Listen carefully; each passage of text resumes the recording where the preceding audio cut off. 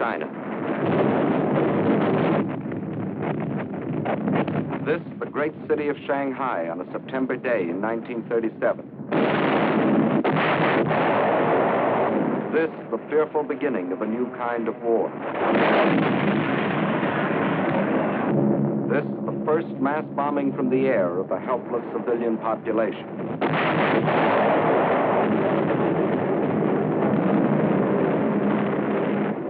Why? Why are these innocent Chinese men, women, children to die beneath the hail of Japanese bombs? To find the answer to this question, we must first understand something about China and Japan. And to understand China, three facts must never be forgotten. China is history. China is land. China is people.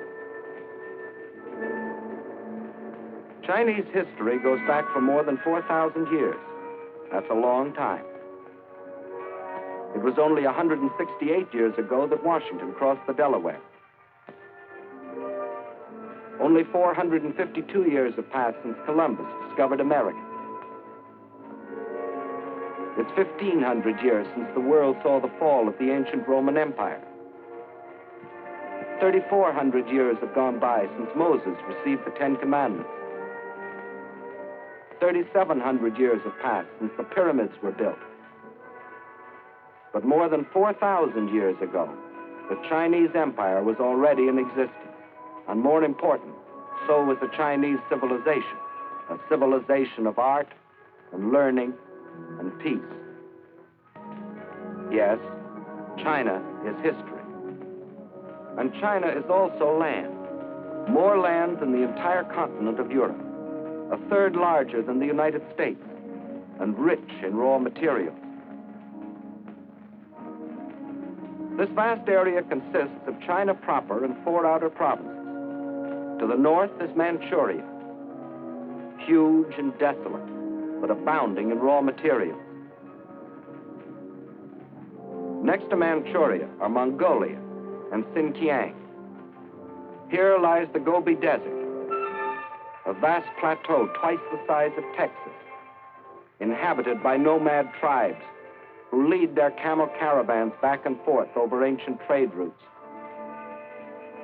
To the west is Tibet, the icy roof of the world, its borders encompassing the eastern end of the Himalayan mountains, the mystery land that few have entered. And from these vast mountains of the west rise the 3 great rivers which are China's lifeblood. The northernmost of these is the Huanghe, the Yellow River, often known as China's sorrow because of its frequent flooding. Far to the south flows the Sikiang, the Pearl River, which enters the sea past the great ports of Canton and Hong Kong.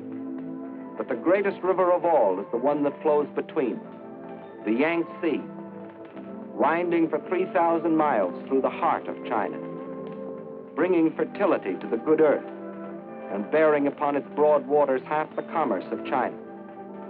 Yes, China is land, next to Russia, the largest country in the world. But most important,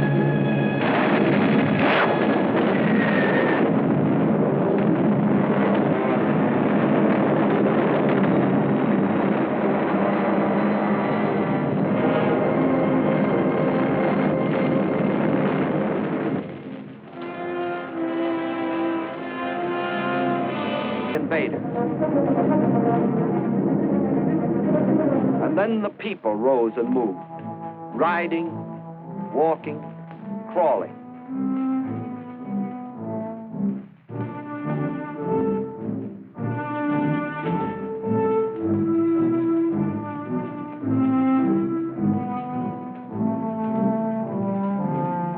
$30 million of them, spontaneously driven by an epic impulse, rose and made their way westward.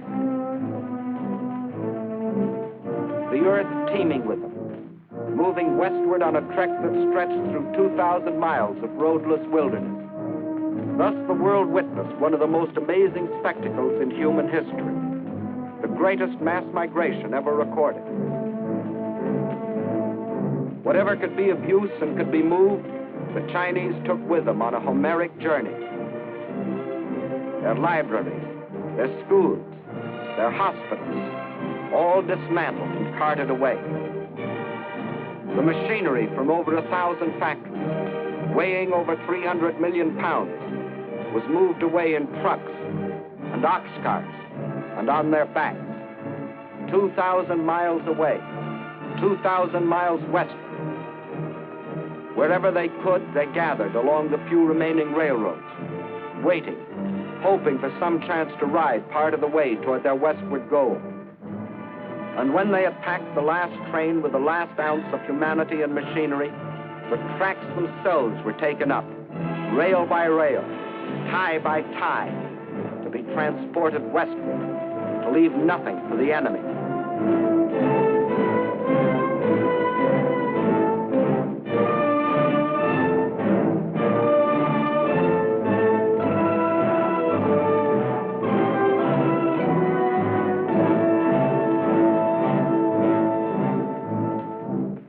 Every river pointing westward was heavy laden. Every sampan, every barge was pressed into service, weighted down to the water's edge with the precious tools for new China.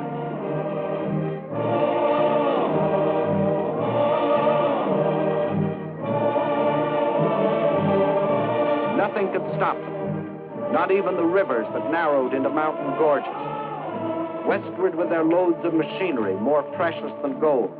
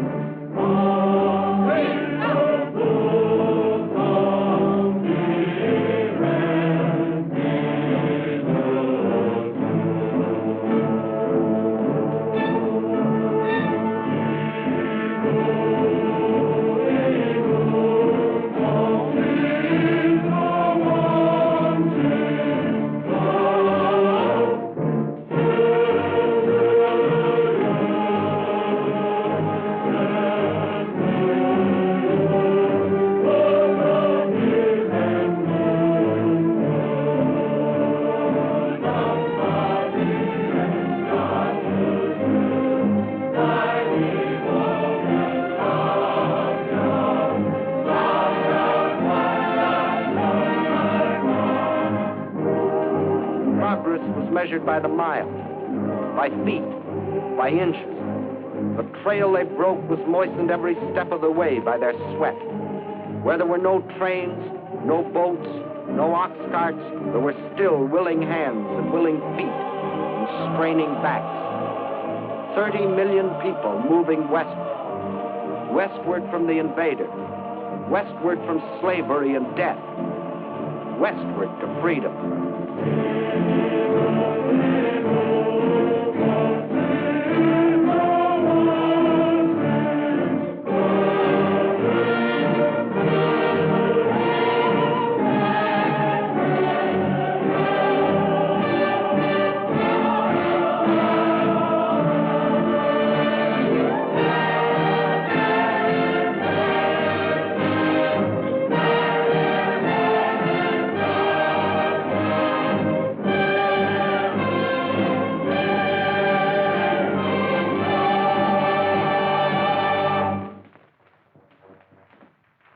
Now, in the free mountain lands of the West, ancient cities sprang into fresh and modern life.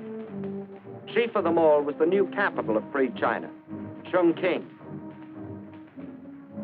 Here on the cliffs high above the Yangtze River, the Chinese had reestablished their government. They knew, however, that the people of the city would not be safe from Jap air raids. The memories of Shanghai were fresh in their minds. And in the sandstone cliff on which the city is built, thousands of workmen rushed the construction of enormous caves as shelters for the people and for the pitifully few machines, more important than life. To the Japs, Chongqing became the heart of the Chinese nation they were determined to conquer. Destroy Chongqing, and they would break the spirit of new China.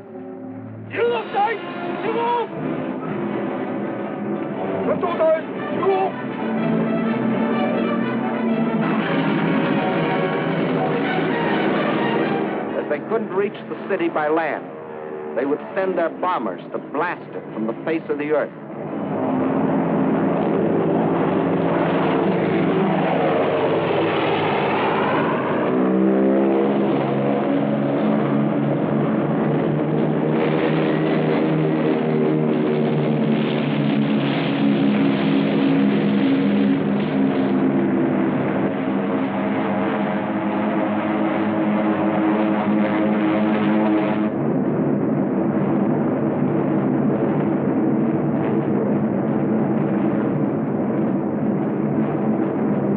Against these Japanese armadas, slow and obsolete Chinese planes made a suicidal attempt to defend Chongqing.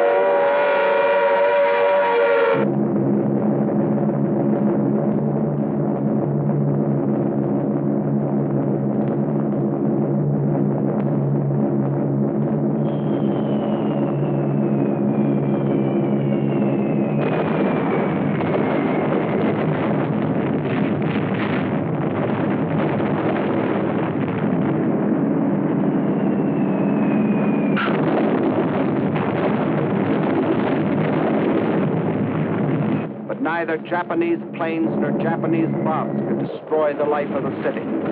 But not only the people, but the factories had gone underground, where the vital machines could operate by day and by night, safe from bombs and shrapnel.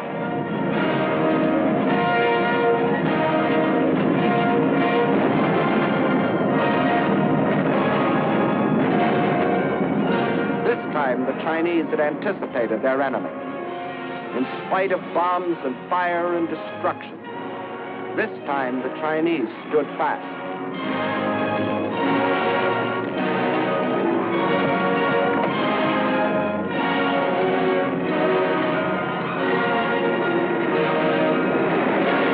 Flaming Chongqing became the symbol of their indestructible spirit.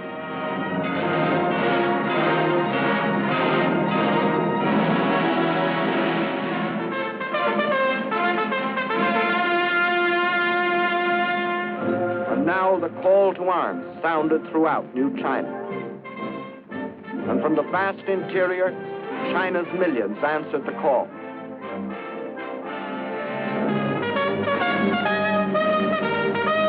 They came from the south and from the north, from the east and from the west, to form a people's army.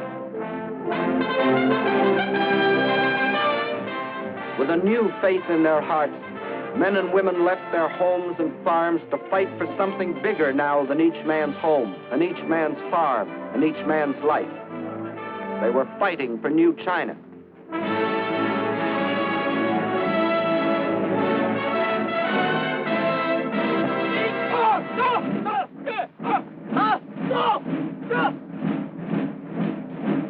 New soldiers, awkward and unskilled, like all new soldiers.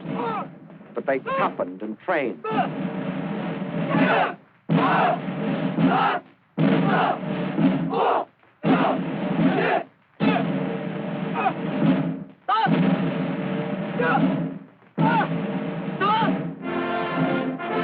They learned the discipline and order of drill.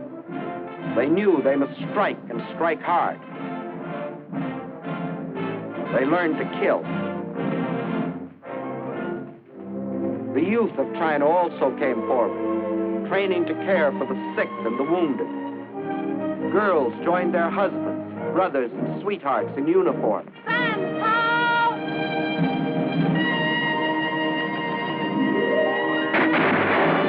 And to the aid of China came volunteers from other lands, men who pledged themselves to fight against tyranny and oppression no matter where.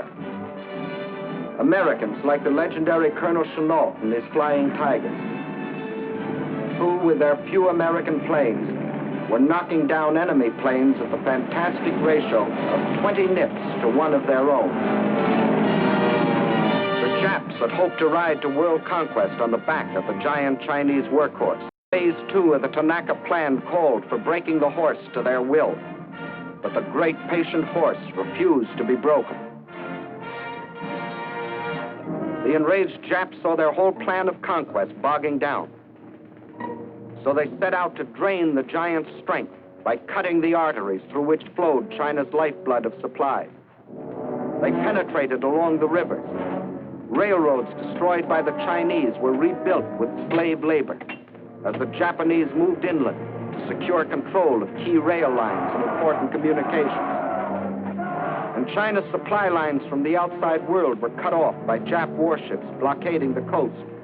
The Japanese strategy was the isolation of China. Port after port was occupied. This meant China was being cut off from supplies she couldn't manufacture for herself. Supplies she was getting from her Western friends.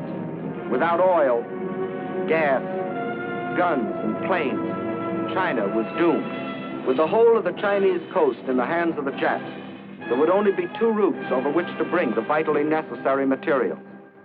From Indochina, a narrow-gauge railway ran inland from the sea to Kunming, connecting with a truck road that went to Chongqing.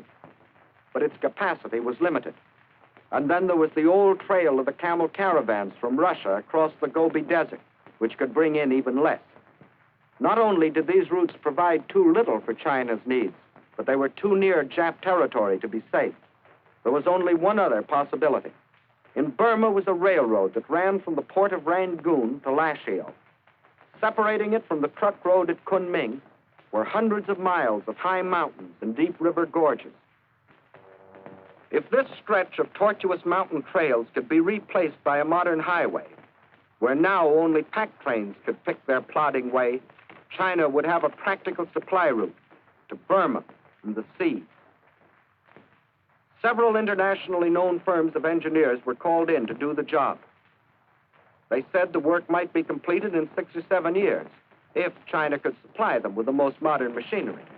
But China didn't have the modern machinery, nor did she have the 6 or 7 years. So she began building the road with her bare hands.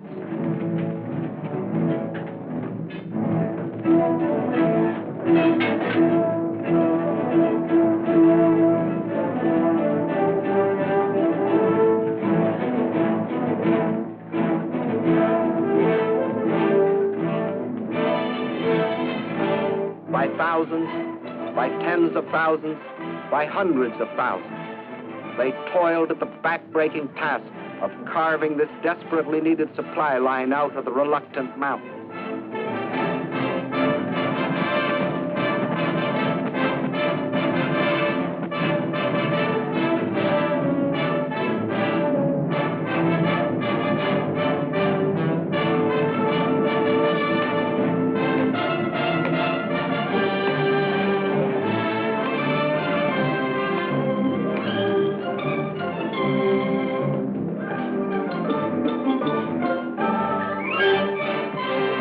Out of their toil and their sweat, they created the Burma Road. Not in 6 or 7 years, but in less than 12 months. A monument for the new spirit of the new China. As soon as it was completed, the road went into immediate service.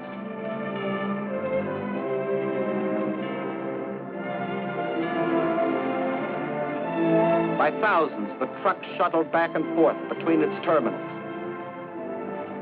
Climbing to nearly 10,000 feet, around hairpin curves, along the edges of sheer precipices, where passing trucks had barely 1 foot of clearance. And the blood plasma of new supplies flowed steadily over China's lifeline to the sea, protected by Colonel Chennault's incredible flying tigers. The Chinese sacrifice cannot be measured only in miracles of construction.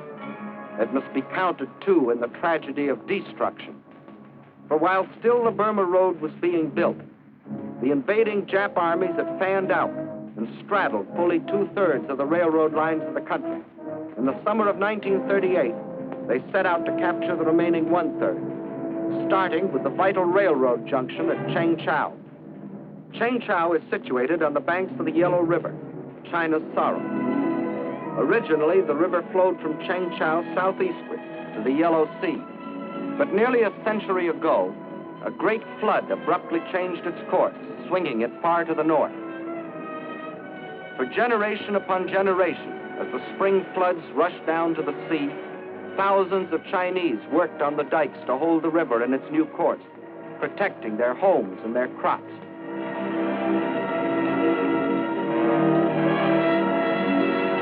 Now, as the Japs advanced on Chengchao, the Chinese blew up the southern dike of the Yellow River, thus loosing a flood between themselves and the Japs.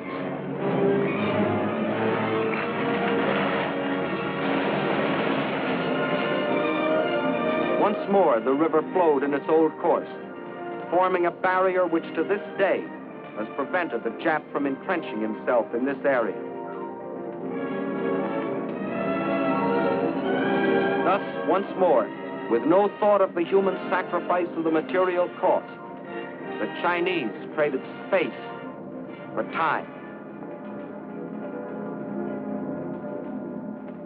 And the Chinese had still other tricks to pull from their patched and faded sleeves. You will notice that this map of Jap conquest doesn't look like the military maps you have seen in the previous film. By all military standards, it should have looked like this, which is the way the Japs wanted it to look. But the Japanese were learning that the occupation of Chinese cities and control of Chinese rivers and railroads still was far from meaning the subjugation of China. For the Chinese had formed themselves into guerrilla bands, trained to harass the Jap forces. These guerrillas were mostly farmers who had stayed behind on the land when the great migration to the west took place. Peaceful farmers one day, deadly fighters the next. They made an unpredictable and uncontrollable enemy.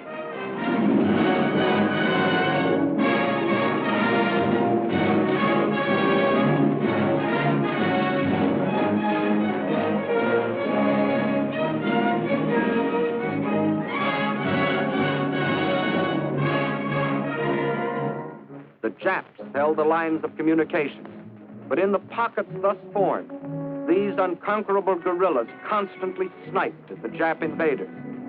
When the Japs tried to annihilate them, they disappeared, only to reappear in another pocket.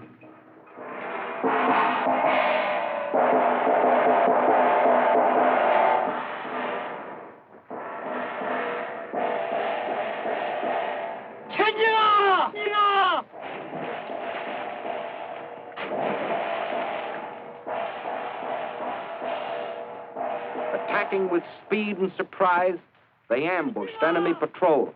And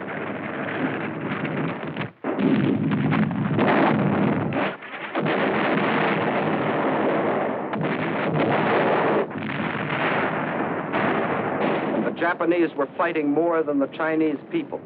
They were fighting the Chinese land, the great distances, the rivers, the floods, the swamps and marshes. These, too, were enemies that defied the Jap war machine.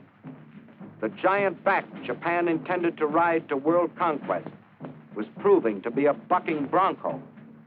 Phase 2 of the Tanaka Plan had bogged down in what the Japs still referred to as the China Incident. This left them in a fateful quandary.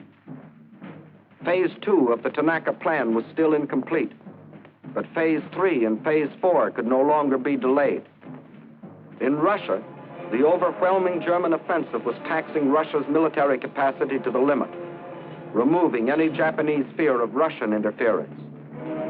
Britain, after the sledgehammer blows of Dunkirk and the Battle of Britain, was left groggy and militarily almost exhausted.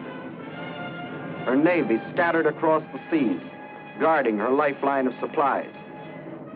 But here in America, we were finally awakening to our danger and taking steps to protect ourselves. We had appropriated funds for the construction of a two-ocean navy, and our army was rapidly expanding. If the ultimate objectives of the Tanaka Plan were to be achieved, now was the moment to strike.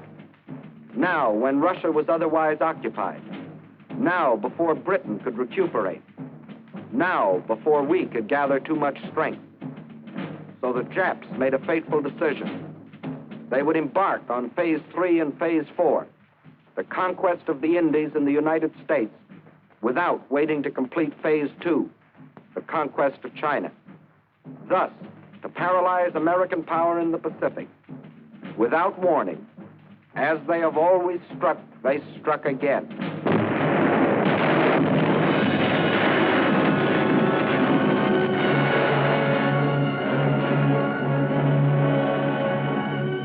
According to all the rules, China's position should now be greatly improved. For in her war with Japan, China now had fighting allies. Ourselves, the British, the Dutch. But it didn't work that way for China. For in those tragic early months of 1942, when we sustained defeat after defeat at the hands of our common enemy,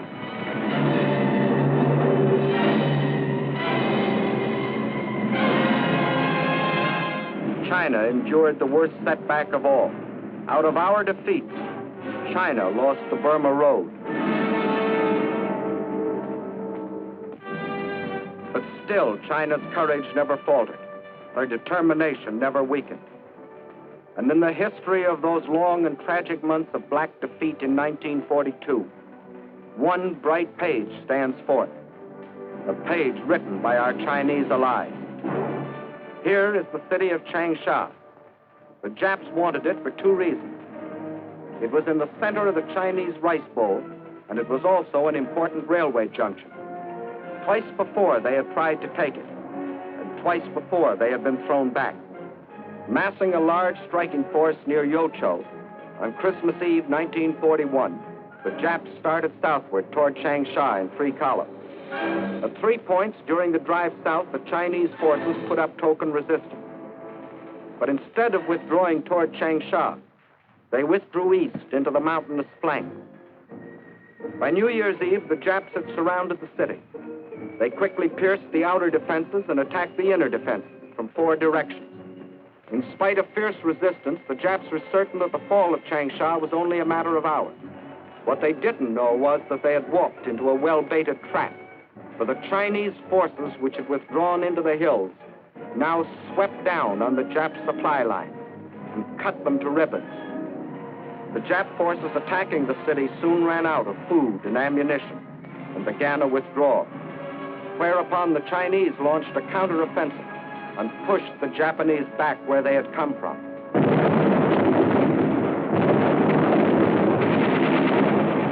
The Jap column was forced to run the gauntlet of continuous attack by the pursuing Chinese forces.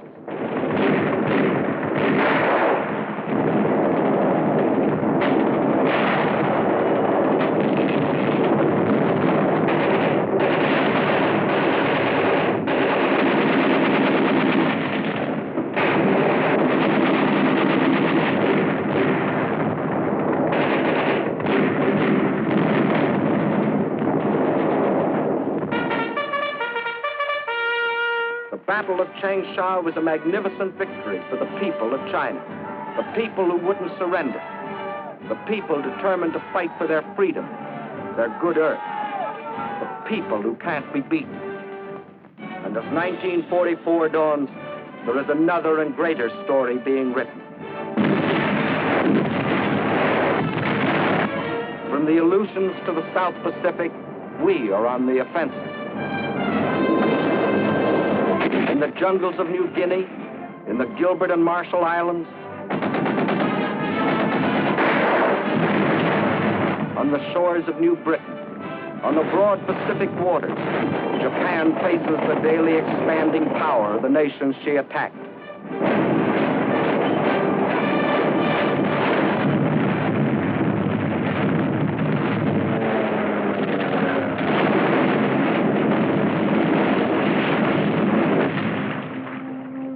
And in India, American, British, and Chinese forces are gathering strength under Lord Mountbatten for the liberation of China. For China's war is our war, and now her millions belong not only to United China, but also to the United Nations. Leader of our American forces is General Stilwell, who has the unique honor of being the Chief of Staff of all the Chinese Expeditionary Army. Division after division of picked Chinese troops are being flown in our planes from China to India, where they are armed and equipped with the most modern American weapons, trained and hardened to spearhead the coming drive against Japan. Through enemy-held territory in northern Burma, the new Lido Road is being pushed. Over mountains, through jungle and swamp, from India to China, to connect with the old Burma Road. In the jungle on either side, American and Chinese patrols protect the road and strike at the Japs. Their supplies and ammunition brought in by plane and parachute.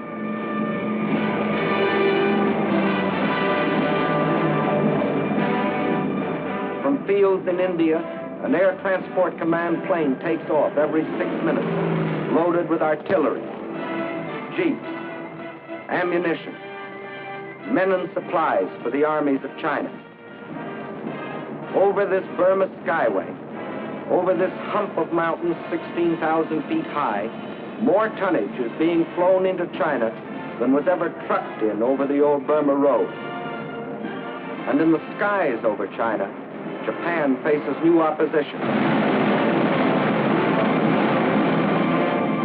Young Chinese, many of them trained on the fields of Arizona, New Mexico, California, fly and fight beside their American comrades. The fighters and bombers of the Chinese Air Force and those of General Chennault's 14th Air Force today fly far and wide over China, hitting enemy concentrations, smashing their sea lanes along the China coast.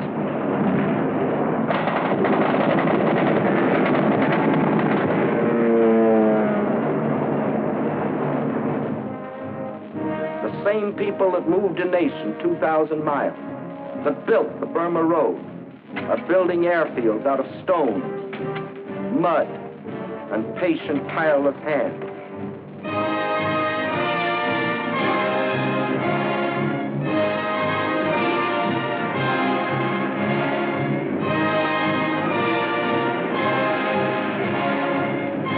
Today, though still cut off by land and sea from the rest of the world, Chinese armies and Chinese guerrillas still stand firm against the Jap war machine.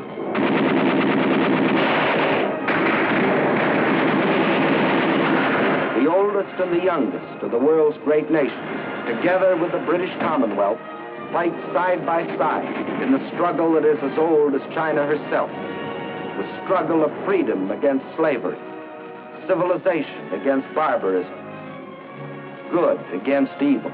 Upon their victory depends the future of mankind. We in China, like you, want a better world. Not for ourselves alone, but for all mankind. And we must have it.